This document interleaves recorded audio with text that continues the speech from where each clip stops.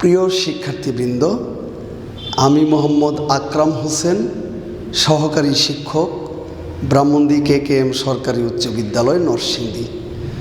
আজকে আমি নবম দশম শ্রেণীর রসায়নের তৃতীয় অধ্যায় পদার্থের গঠন সম্পর্কে কিছুটা আলোচনা করব। তো প্রথমেই আমরা জেনে নিই যে পদার্থ কাকে বলে, পদার্থ কি কি দিয়ে গঠিত, এসব বিষয়ে আমরা ষষ্ঠ সপ্তম শ্রেণীতে পড়ে এসেছি। আজকে আমরা জানব যে পারমাণবিক সংখ্যা বলতে কি বোঝায়। পারমাণবিক সংখ্যা আমরা জানি যে কোনো মৌলের পরমাণুর নিউক্লিয়াসে অবস্থিত প্রোটন সংখ্যাকে বলা হয় পারমাণবিক সংখ্যা। আবার ভর সংখ্যা বলতে কি বুঝি? ভর সংখ্যা মাস নাম্বার। ভর সংখ্যা বলতে আমরা বুঝি কোনো মৌলের পরমাণুতে অবস্থিত প্রোটন এবং নিউট্রনের যোগফল। আমরা এখন কিছু মৌলের প্রতীক এবং তার বাম পাশে, নিচে এবং উপরে কিছু সংখ্যা থেকে মৌলের পরমাণুতে অবস্থিত প্রোটন, ইলেকট্রন এবং নিউট্রন সংখ্যা নির্ণয় করার চেষ্টা করব। তো আসো আমরা দেখি, আমাদের এখানে লেখা আছে কিছু মৌল: সোডিয়াম, ফসফরাস, পটাশিয়াম, কপার। তো সোডিয়ামের বাম পাশে নিচে আছে 11 এবং উপরে আছে 23। প্রথমে দেখো সোডিয়ামের এই যে বাম পাশে নিচে 11, এটি হচ্ছে তার প্রোটন সংখ্যা বা পারমাণবিক সংখ্যা। তাহলে সোডিয়ামের প্রোটন হবে 11টি। বাম পাশে উপরে যে সংখ্যাটি থাকবে তা হচ্ছে মাস নাম্বার বা ভর সংখ্যা। তাহলে আমরা জানি যে এই ভর সংখ্যা হচ্ছে পরমাণুর প্রোটন এবং নিউট্রনের যোগফল। তাহলে আমার সোডিয়ামের ভর সংখ্যা আছে 23। সেখান থেকে 11 মাইনাস করে দিলে যে রাশিটি পাওয়া যাবে সেটি হবে নিউট্রন সংখ্যা। তাহলে 23 মাইনাস 11 হচ্ছে 12। তাহলে সোডিয়ামের নিউট্রন সংখ্যা হচ্ছে 12। এবারে আসা যাক, ডান পাশে একটি চিহ্ন আছে প্লাস। তো এই যে প্লাস চিহ্ন, এই প্লাস দিয়ে বোঝাবে যদি সোডিয়াম পরমাণু একটি ইলেকট্রন ত্যাগ করে তাহলে একটি প্লাস। তো যেহেতু প্রোটন আছে 11টি, নর্মালি এখানে ইলেকট্রন এক সমান থাকার কথা ছিল। যেহেতু আমার এখানে একটি প্লাস, অর্থাৎ সোডিয়াম একটি ইলেকট্রন ছেড়ে দিয়েছে, তাহলে 11 মাইনাস 1 ইকুয়াল টু 10। এই 10 হবে আমার এখানে ইলেকট্রন সংখ্যা বা ইলেকট্রন নাম্বার। এভাবে আমরা ফসফরাসে দেখি যে বাম পাশে নিচে আছে 15, সুতরাং প্রোটন 15 হবে। আর এখানে আমার আছে হলো ডান পাশে এখানে কোনো প্লাস মাইনাস কিছুই নাই, অর্থাৎ তাহলে যতগুলো প্রোটন আছে ঠিক ততগুলো ইলেকট্রন আছে। এই জন্য পরমাণুটি নিরপেক্ষ, এখানে কোনো আধান দেখানো হয় নাই। তাহলে আমার এখানে ঠিক 15 হবে ইলেকট্রন, আবার নিউট্রন হবে 31 মাইনাস 15। 31 minus 15 that is 16। এখানে হবে 16 নিউট্রন সংখ্যা হবে। আবার পটাশিয়ামের বাম পাশে নিচে আছে 19। So proton number that is atomic number হলো আমার পারমাণবিক সংখ্যা 19, প্রোটন 19। ইলেকট্রন ঠিক প্রথমটির মতো একটি প্লাস থাকাতে 19 থেকে 1 বিয়োগ করে দিলে হবে 18। এই 18 হলো ইলেকট্রন নাম্বার।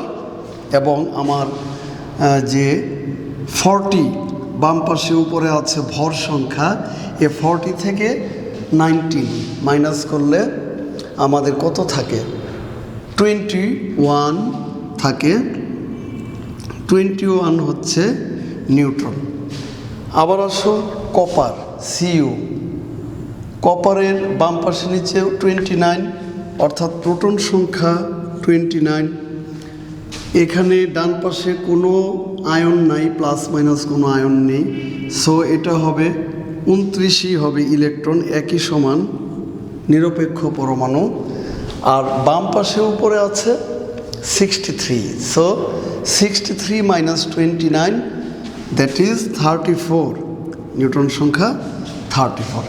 আশা করি তোমরা সকলেই এই বিষয়টি বুঝতে পেরেছ। আমরা আরও একটি উদাহরণ দিই তোমাদের সামনে, তাহলে বিষয়টা আরেকটু সহজ হবে। তা হচ্ছে অ্যালুমিনিয়াম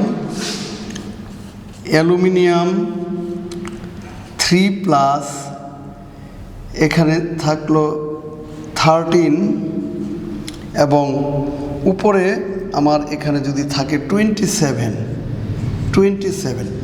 এই যে দৃশ্যকল্প আমি লিখলাম, এই দৃশ্যকল্পটি থেকে যদি বলা হয় যে তোমরা ইলেকট্রন, প্রোটন এবং নিউট্রন সংখ্যা বের করো, তো কিভাবে বের করবে? একটু আগে যা বলেছিলাম, বাম পাশে নিচে যে সংখ্যাটি থাকে, অর্থাৎ এখানে 13 হচ্ছে প্রোটন সংখ্যা, পারমাণবিক সংখ্যা, যাকে আমরা জেড দিয়ে প্রকাশ করি, এবং বাম পাশে উপরে আছে 27টা যেহেতু ভর সংখ্যা, 27 মাইনাস 13 এটা হবে নিউট্রন সংখ্যা, তাহলে কত হবে? 14। এখানে নিউট্রন হবে 14, আর ইলেকট্রন হবে যেহেতু 3+, এটি একটু ভালো করে লক্ষ্য করতে হবে, 3+, তাহলে আমাকে বুঝতে হবে যে 3টি ইলেকট্রন অ্যালুমিনিয়াম দান করেছে, তাহলে 13 থেকে 3 বিয়োগ করলে 10, এখানে ইলেকট্রন সংখ্যা হবে 10।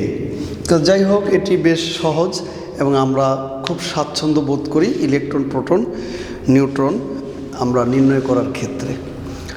যাই হোক, আমরা জানি পদার্থের গঠন এই অধ্যায়ে বলা আছে যে পরমাণুর বিভিন্ন মডেল বিভিন্ন বিজ্ঞানী দিয়েছেন। তো সর্বপ্রথম একটি গ্রহণযোগ্য মডেল দিয়েছেন যিনি, বিজ্ঞানী রাদারফোর্ড 1911 সালে একটি পরমাণুর মডেল দিয়েছেন, যাকে সৌর মডেল হিসাবে চিহ্নিত করা হয়েছে। তো ওই মডেলটি সর্বপ্রথম একটি ভালো মডেল, কিন্তু ওই মডেলের বেশ কিছু সীমাবদ্ধতা থাকাতে আরও গবেষণা করলেন বিজ্ঞানীগণ। পরবর্তীতে 1913 সালে রাদারফোর্ডের মডেলের ত্রুটিগুলো দূর করে আরেকটি মডেল প্রকাশ করলেন নিলস বোর, সেটি বোর মডেল নামে পরিচিত। তো বোর মডেলে বিভিন্ন প্রধান শক্তি স্তরে যে ইলেকট্রনগুলো থাকে সেগুলো প্রদর্শন করা হয়। তো আমরা জানি পরমাণুর বিভিন্ন শক্তি স্তর K, L, M, N ইত্যাদি নামে পরিচিত। প্রথম শক্তি স্তর K, দ্বিতীয় শক্তি স্তর L, তৃতীয় শক্তি স্তর N এবং চতুর্থ শক্তি স্তর N নামে পরিচিত। তাহলে প্রধান শক্তি স্তরগুলো যদি আমরা দেখাই এখানে তোমাদেরকে, তোমরা লক্ষ্য করো যে আমরা শক্তি স্তরগুলো যদি লিখি ইলেকট্রন বিন্যাসের, তাহলে প্রথমে সেটা হবে K, তারপর L, তারপরে M এবং সর্বশেষে হবে N। আমরা প্রধান শক্তি স্তরগুলো এখানে আমরা দেখালাম। এটা হলো প্রধান শক্তি স্তর।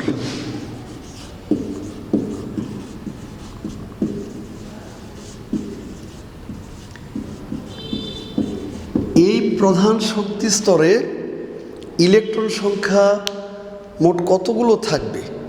প্রথম শক্তি স্তরে কতটি, দ্বিতীয় শক্তি স্তরে কতটি, তৃতীয় শক্তি স্তরে কতগুলো ইলেকট্রন থাকবে, সেটি বের করার জন্য একটি সূত্র আমরা ব্যবহার করে থাকি, 2n²। কি হবে 2n²? আমরা দেখো যে 2n² যদি আমরা n = 1 লিখি, n = 1 হলে প্রথম শক্তি স্তরে হবে 2 × 1² দ্যাট ইজ 2। তাহলে আমরা প্রথম শক্তি স্তরে সর্বোচ্চ ইলেকট্রন থাকতে পারবে 2টি, দ্বিতীয় শক্তি স্তরে সর্বোচ্চ ইলেকট্রন থাকতে পারবে 2², তো 2 × 2² দ্যাট ইজ 8। তৃতীয় শক্তি স্তরে ইলেকট্রন থাকতে পারবে n = 3 হলে 2 × 3² দ্যাট ইজ 3² 9, 9 × 2 18। এইভাবে দেখা যায় যে চতুর্থ শক্তি স্তরে সর্বোচ্চ 32টি 32 ইলেকট্রন থাকতে পারে। তাহলে আমরা এই মৌলগুলোরই ইলেকট্রন বিন্যাস প্রধান শক্তি স্তরে কিভাবে থাকে সেটা আমরা দেখি। যে এখানে হচ্ছে মৌল, তো মৌল সোডিয়ামের প্রথম শক্তি স্তরে ইলেকট্রন থাকবে। যেহেতু সোডিয়ামের টোটাল 11টি ইলেকট্রন আছে, 11টি ইলেকট্রনের মধ্যে সোডিয়ামের যদি 11টি ইলেকট্রন থাকে তাহলে কি হবে? সেখানে প্রথম শক্তি স্তরে 2টি, দ্বিতীয় শক্তি স্তরে যাবে 8টি এবং তৃতীয় শক্তি স্তরে তার 11টি পূর্ণ হতে আর 1টি থাকবে। তাহলে তার 2 8 1 এটা হবে ইলেকট্রন বিন্যাস প্রধান শক্তি স্তর অনুযায়ী। এবারে আসো ফসফরাসের 15টি ইলেকট্রন। তাহলে কি হবে? প্রথম শক্তি স্তরে 2টি, দ্বিতীয় শক্তি স্তরে 8টি হয়ে গেল 10 এবং তৃতীয় শক্তি স্তরে হবে 5টি ইলেকট্রন।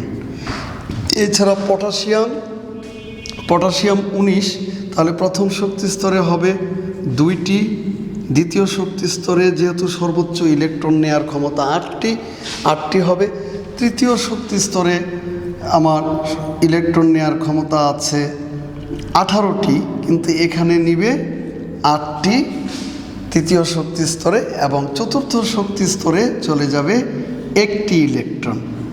হ্যাঁ, এখানে আবার যে ব্যাখ্যাটা আছে বোর মডেল অনুসারে যে তৃতীয় শক্তি স্তরে 8টির পরে ওখানে আবার কতগুলো উপশক্তি স্তর থাকে, একটু পরে আমি আলোচনা করব, S P D F। সেই ক্ষেত্রে এখানে ডিতে ইলেকট্রন দেয়া থেকে অনেকটা সহজ হয়ে যায় পরবর্তী প্রধান শক্তি স্তরের S উপস্তরে ইলেকট্রন দেয়া, সেজন্যে একটি ইলেকট্রন চলে যায় চতুর্থ শক্তি স্তরে। এভাবে কপার 29 ইলেকট্রন বিন্যাস হবে। তাহলে আমাদের কপার 29-এর ক্ষেত্রে প্রথম শক্তি স্তরে 2টি, দ্বিতীয় শক্তি স্তরে 8টি, তৃতীয় শক্তি স্তরে হয়ে যাবে 18টি এবং চতুর্থ শক্তি স্তরে হবে 1টি। এখানে আবার আরেকটি মজার বিশ্লেষণ আছে যেটি SPDF উপশক্তি স্তরের সাহায্যে আমরা ব্যাখ্যা করব আজকের ক্লাসে। তোমরা দেখো যে এখানে SPDF যখন আসবে তো প্রথম সোডিয়ামের প্রথম শক্তি স্তর আমরা দেখি, এখানে উপরে বিশ্লেষণ করি। সোডিয়ামের 11টি ইলেকট্রন হবে, প্রথম শক্তি স্তরে 2টি, শুধু আছে S suborbital 1s2 2s2 2p6। যেহেতু প্রথম শক্তি স্তরে 2টি ইলেকট্রন থাকতে পারে, তাহলে এস এর সর্বোচ্চ ইলেকট্রন ধারণ ক্ষমতা হচ্ছে 2। S সর্বোচ্চ ইলেকট্রন নিতে পারবে, S সর্বোচ্চ ইলেকট্রন নিবে 2, P সর্বোচ্চ ইলেকট্রন নিবে 6 এবং D সর্বোচ্চ ইলেকট্রন নিতে পারবে 10, F সর্বোচ্চ ইলেকট্রন নিতে পারবে 14। তো যেহেতু প্রথম শক্তি স্তরে 2টি ইলেকট্রন, তো শুধু S দিলেই হবে 1s2। দ্বিতীয় শক্তি স্তরে আমরা একটু আগেই দেখেছি 8টি ইলেকট্রন, 2s2 2p6। তো এখানে 2টি, এখানে 8টি এবং আর একটি ইলেকট্রন বাকি থাকে যা হবে 3s1 এবং এখানে আসবে একটি। তাহলে আমরা লক্ষ্য করলাম যে সোডিয়ামের উপশক্তি স্তরে যখন ইলেকট্রন যাবে তখন এই 1s2 2s2 2p6 3s1 এভাবে প্রদর্শন করতে হবে। তো তারপর দেখা যাক যে পটাশিয়াম, ফসফরাস এইভাবেই হবে। ফসফরাস 15 হবে 1s2 2s2 2p6 3s2 3p3। হ্যাঁ, প্রথম শক্তি স্তরে 2টি, পর 8টি, তৃতীয় শক্তি স্তরে হবে 5টি। আচ্ছা, এখন পটাশিয়াম 19, এখানে 1s2 2s2 2p6 3s2 3p6। আসলে এখানে 3d1 হলেই এখানে আমাদের হয়ে যেত 8, আমাদের 2 8 10 10 8 18 18 আর একে 19, কিন্তু এখানে ডিতে ইলেকট্রন নিচ্ছে না। ডিতে ইলেকট্রন না নিয়ে বরং পরবর্তী প্রধান শক্তি স্তর 4s 4-এর s উপশক্তি স্তরে একটি ইলেকট্রন চলে যাবে। এই জন্যই আমার এখানে যখন পটাশিয়াম 2-8-8-1 আমি লিখেছিলাম, এখানে 2টি, এখানে হবে 8টি, এখানে হবে 8টি এবং চতুর্থ শক্তি স্তরে চলে যাবে একটি।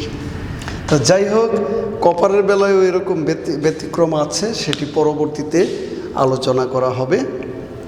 তো আজকে আমি সহজভাবে 2-1টি মৌলের বোর মডেল তোমাদের সামনে উপস্থাপন করব। তোমরা লক্ষ্য করো। প্রথমে সোডিয়ামের 11টি ইলেকট্রন। আমরা জানি যে কেন্দ্রে আমার সবসময় এখানে কে আছে, কেন্দ্রটাকে আমরা দেখাচ্ছি প্লাস দিয়ে। প্রথম শক্তি স্তরে ইলেকট্রন থাকে 2টি ইলেকট্রন। তারপর দ্বিতীয় শক্তি স্তরে ইলেকট্রন থাকবে 8টি। তো জোড়ায় জোড়ায় দেখালাম 8টি ইলেকট্রন। এটা হচ্ছে সোডিয়াম পরমাণুর বোর মডেল। এবারে আসো ফসফরাস ঠিক সেম। এখানে আমাদের প্রথম শক্তি স্তরে 2টি, দ্বিতীয় শক্তি স্তরে 8টি, তৃতীয় শক্তি স্তরে 5টি ইলেকট্রন থাকছে। এই হলো ফসফরাস। এবার আমরা আসি পটাশিয়ামে কি হবে? পটাশিয়ামে আমাদের প্রথম শক্তি স্তরে যদি আমরা বলি, প্রথম শক্তি স্তরে হবে প্লাস। প্রথম শক্তি স্তরে 2টি, দ্বিতীয় শক্তি স্তরে 8টি, তৃতীয় শক্তি স্তরে 8টি,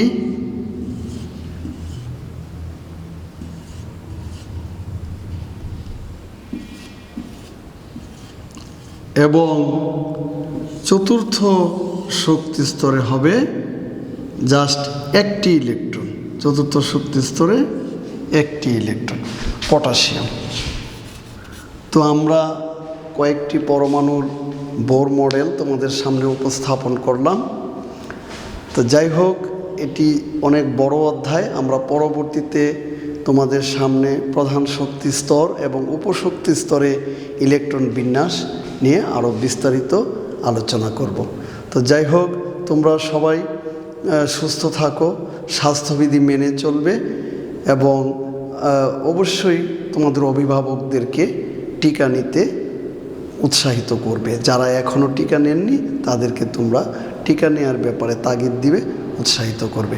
তো যাক, আজকের মতো এখানেই ক্লাস সমাপ্ত করলাম। সবাইকে ধন্যবাদ।